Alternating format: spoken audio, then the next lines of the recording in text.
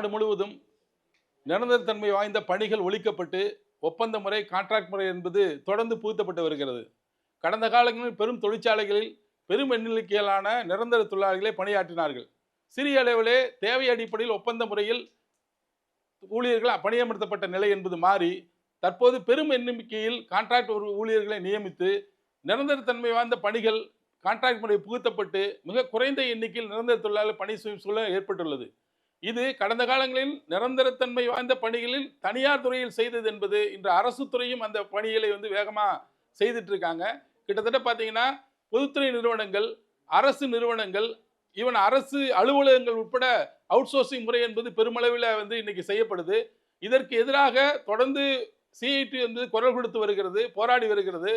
பொதுவாக பார்த்தீங்கன்னா 240 நாள் 2 ஆண்டுகள் பணி செய்த தொழிலாளர்களை நிரந்தரப்படுத்த வேண்டும் என்ற சட்டம் சொல்லுது. ஆனால் அந்த நிரந்தரப்படுத்த சட்டத்தை அமுல்படுத்த வேண்டிய அரசே அந்த ஒப்பந்த முறையை புகுத்தி அந்த கிட்டத்தட்ட 4 ஆண்டுகள் 5 ஆண்டுகள் 10 ஆண்டுகள் ஒப்பந்த முறை என்பது அதில் பணி செய்கிற தொழிலாளிகளுக்கு எந்தவித சட்ட சலுகையும் எதையும் வழங்காமல் இருந்துட்டு இருக்காங்க. இது மிகப்பெரிய உழைப்பு சுரண்டலாகும்.